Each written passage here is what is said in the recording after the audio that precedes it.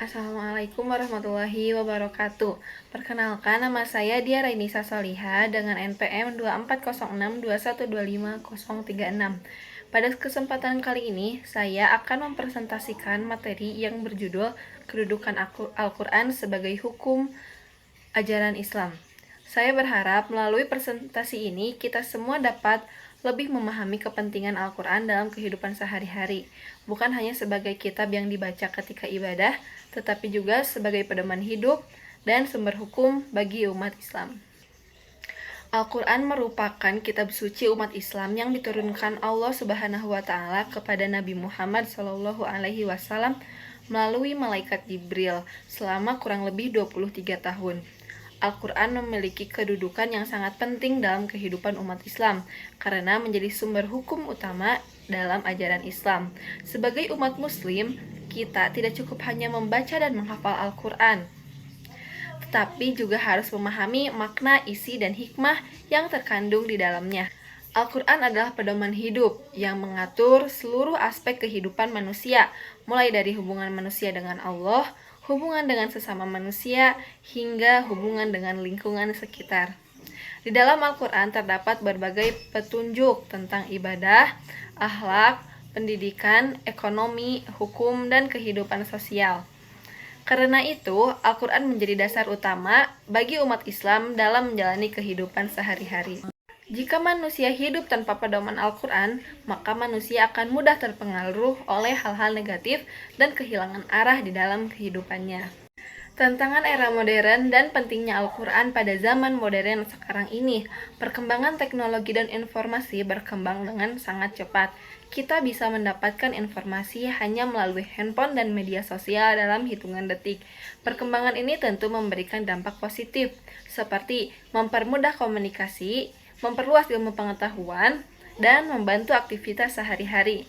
Namun, di sisi lain, perkembangan zaman juga membawa dampak negatif, seperti penyebaran berita bohong atau hoax, pergaulan bebas, cyberbullying, dan lain-lain.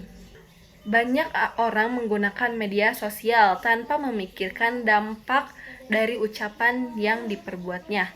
Karena itu, Al-Quran sangat penting dijadikan pedoman hidup agar manusia tetap berada di jalan yang benar. Al-Quran memberikan petunjuk tentang bagaimana manusia harus bersikap dan berperilaku di tengah perkembangan zaman. Contohnya, Al-Quran mengajarkan untuk berkata baik, tidak menyebar fitnah, menghormati orang lain, dan menjaga akhlak dalam kehidupan sosial. Jika ajaran Al-Quran diterapkan dalam kehidupan modern, maka manusia akan mampu menggunakan teknologi secara bijak dan tidak mudah terjerumus pada hal-hal negatif. Pengertian ulumul Quran. Selanjutnya saya akan menjelaskan tentang ulumul Quran. Secara bahasa, kata ulum berarti ilmu-ilmu, sedangkan Al-Quran adalah kitab suci umat Islam. Jadi ulumul Quran adalah kumpulan ilmu yang membahas segala sesuatu tentang Al-Quran. Ilmu ini sangat penting dipelajari untuk membantu umat Islam memahami Al-Quran secara benar dan mendalam. Ulumul Quran mencangkup beberapa ilmu seperti ilmu tafsir, ilmu tajwid, asbabun nuzul, atau sebab turunnya Al-Quran, sejarah pengumpulan Al-Quran, hingga kandungan hukum dalam Al-Quran. Dengan mempelajari ulumul Quran, seseorang tidak hanya memahami arti ayat secara umum, tetapi juga memahami maksud dan hikmah dari ayat tersebut. Slide ini dijelaskan tentang pentingnya memahami ulumul Quran. Salah satu hal penting dalam memahami Al-Quran adalah mengetahui asbabun nuzul atau latar belakang turunnya ayat. Jika seorang tidak memahami sebab turunnya ayat, maka bisa terjadi salah tafsir terhadap makna Al-Quran. Kesalahan penafsiran dapat menyebabkan munculnya pemahaman yang keliru, bahkan dapat memunculkan sikap ekstrim dalam beragama. Karena itu, Al-Quran harus dipahami secara komprehensif atau menyeluruh sesuai dengan maqasid syariah. Maqasid syariah adalah tujuan syariat Islam yang menjaga agama, jiwa, akal, keturunan, dan harta. Pemahaman yang baik terhadap Al-Quran akan membantu umat Islam menjalankan ajaran agama dengan benar, serta mampu menghadapi persoalan kehidupan modern. Pengertian Al-Quran secara bahasa, Al-Quran berarti bacaan atau sesuatu yang dibaca. Sedangkan secara istilah, Al-Quran adalah kalam Allah Subhanahu wa Ta'ala yang diwahyukan kepada Nabi Muhammad SAW melalui malaikat Jibril dan diturunkannya secara bertahap selama kurang lebih 23 tahun. Al-Quran merupakan mukjizat terbesar Nabi Muhammad SAW dan menjadi petunjuk hidup umat Islam. Allah Subhanahu wa Ta'ala berfirman pada Quran surat Al-Baqarah ayat 2 bahwa kitab Al-Quran ini tidak ada keraguan padanya, petunjuk bagi mereka yang bertakwa. Ayat ini menunjukkan bahwa Al-Quran adalah kitab yang sempurna dan menjadi petunjuk bagi manusia menuju kehidupan yang benar. Selain sebagai petunjuk hidup, Al-Quran juga menjadi sumber ilmu pengetahuan dan sumber hukum dalam Islam. Kedudukan Al-Quran sebagai sumber hukum dalam Islam. Al-Quran memiliki kedudukan tertinggi sebagai sumber hukum.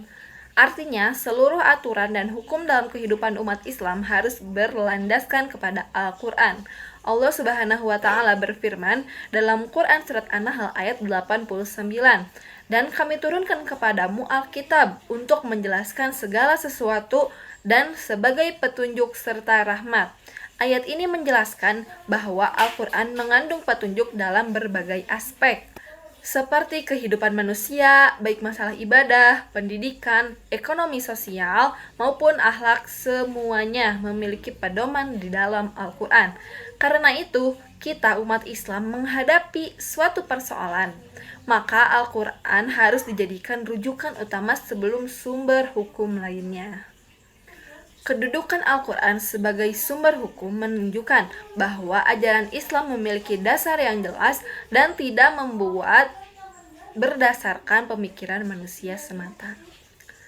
Lalu, Al-Quran sebagai pedoman hidup dan sumber kebenaran mutlak. Allah Subhanahu wa Ta'ala berfirman dalam Quran surah Al-Isra ayat 9 bahwa Al-Quran memberikan petunjuk menuju jalan yang paling lurus sebagai pedoman hidup. Al-Quran mengatur hubungan manusia dengan Allah Subhanahu wa Ta'ala, dengan sesama manusia, dan dengan lingkungan sekitar. Contohnya di dalam ibadah, Al-Quran mengajarkan sholat dan puasa. Dalam sosial, Al-Quran mengajarkan tolong-menolong dan saling menghormati. Dalam surah Al-Fussilat ayat 42 dijelaskan bahwa tidak ada kebatilan di dalam Al-Quran. Hal ini menunjukkan bahwa isi Al-Quran akan tetap relevan sepanjang zaman meskipun perkembangan dunia terus berubah. Karena itu, Al-Quran tetap menjadi pedoman hidup terbaik bagi umat manusia hingga saat ini. Hukum dalam Al-Quran. Di dalam Al-Quran terdapat berbagai hukum yang mengatur kehidupan manusia. Contoh pertama, dalam perintah sholat dalam Quran surat Al-Baqarah ayat 43, A'udzubillahi minasyaitonirrajim, wa aqimus shalah wa atuz zakah warka'u ma'ar raki'in. Salat merupakan kewajiban utama bagi setiap muslim dan menjadi tiang agama. Melalui salat manusia belajar disiplin, tanggung jawab, dan mendekatkan diri kepada Allah Subhanahu wa Ta'ala. Contoh kedua adalah larangannya zina dalam Quran surat Al-Isra ayat 32, wala taqrabu zina. Allah Subhanahu wa Ta'ala melarang manusia mendekati zina karena zina merupakan perbuatan keji dan jalan yang buruk. Larangan ini sangat relevan di zaman sekarang karena banyak pergaulan bebas yang dapat merusak moral generasi muda. Dari kedua contoh tersebut dapat dipahami bahwa hukum Al-Quran bertujuan menjaga manusia agar tetap hidup dengan baik dan terhindar dari kerusakan moral.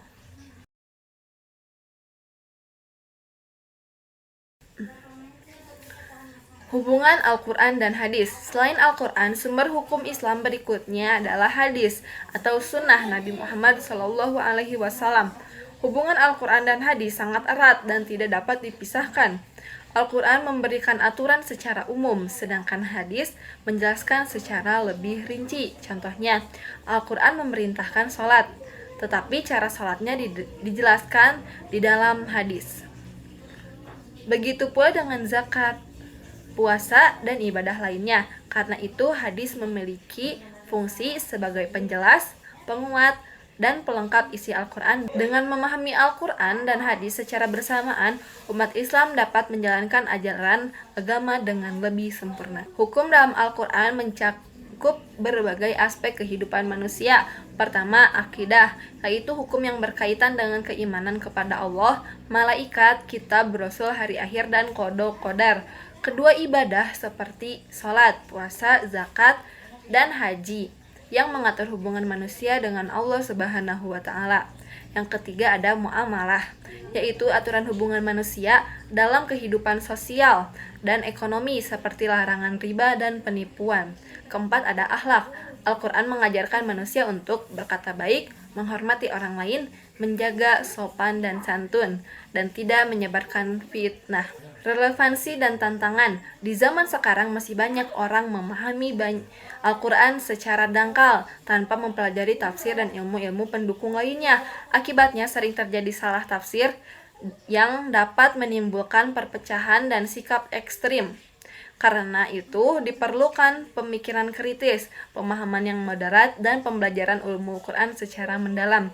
Generasi muda juga harus mampu menjadikan Al-Quran sebagai pedoman dalam menghadapi perkembangan zaman. Kesimpulan, Al-Quran merupakan sumber hukum tertinggi dalam Islam yang memberikan pedoman lengkap baik seluruh aspek kehidupan manusia.